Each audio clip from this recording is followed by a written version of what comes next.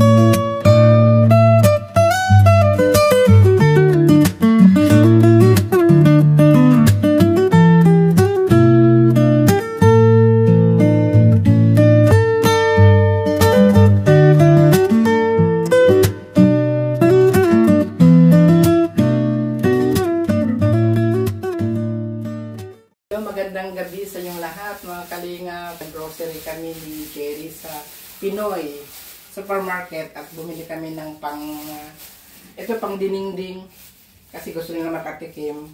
Ito mga Kalingap po, kapiraso na sitaw. 35 pesos ito oh. Samantalang sa Ilocos, di ba, pinamimigay lang ito o 10 piso. Tapos mangga mga Kalingap, grabe. Ang pinupulot lang natin ito sa tabi, ito, 1, 2, 3, 4, 5. 5 piraso, pero kwan siya. 150, oh. Eh, grabe. Ako hindi na ako kakain ito. Pero, kailangan kasi bukas mag-budol fight kami sa beach. Tapos, yung okra nila, mga Kalingap, oh. 1.95 dirham. 30 pesos. 30 pesos, oh. Pero, tinan mo, ibo. Pero, maliliit siya. Ayan. Gagamitin natin yan, ilalaga natin at para bukas. Yung talong nila, grabe din ang mahal. Oh. Wala akong makitang bagong pitas na talong. Bali ko ano ito, ilan? 1, 2, 3, 4, 5, 6. 6 piraso. 47. Oh. Hindi pa bagong pitas. Meron naman silang, ito maliliit. Lagyan natin sa kuwan, diningding. Kasi gusto na makatikin ng diningding. Yung kanilang talong, may nakakita ng ganitong talong. Maliliit siya. Ayan o. Ito, sobrang liit. Pero kuan siya, bali 75.75. Magkano yan? 12 pesos, 3 peraso lang yan. Ihalo natin sa diningding yan. Tapos patatas niya. Patatas isang peraso, 1.60. 30 pesos. Oh. Tapos kamatis. Ang kamatis, malalaki ang kamatis nila dito. Ang Kalingap po. Sarap i-salad ito. 5 piraso siya, 5, 3.35 dirham. Bali magkano yun? 47. Sabagay, mahal ang kamatis minsan. Ito, spinach. Kasi walang malunggay, walang mga saluyot. 30 pesos. Oh, grabe, 10 piso lang sa atin to. At yung talagang special mga Kalingap na pag nandun tayo sa ibaba ng ating bahay, maraming doon kuan.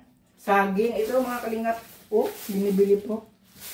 Kasi mag-budol fight, di ba may saging? Ang cute ayo. Sa atin tinatapon lang yan. Ano ba yun? Para naman tong halaman na kuwan. Halaman sa dahon, di ba? Yung may saging-saging na halaman. Magkano ito? 2 piraso, 3.90. 30 pesos? Wala, 30 ang isa. Ayan, iba naman may mura.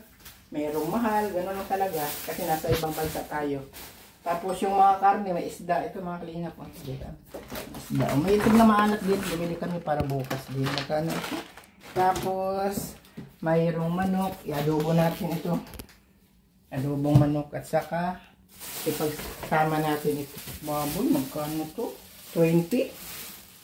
20.55. Bali, kuan ito ay, nakakita ba yan? 11. Ito madaling lutuin kasi malambot na. Tapos, ayun, tilapia. Malalaki yung tilapia nila dito. Bali, kuan ito eh. 2 kilo. 4 na malalaki. 24.70 dirham. Yan, sweet juice. Mga 350 pesos din yan. Grabe, no? Pero sige lang kasi Magkano yan sa Philippines?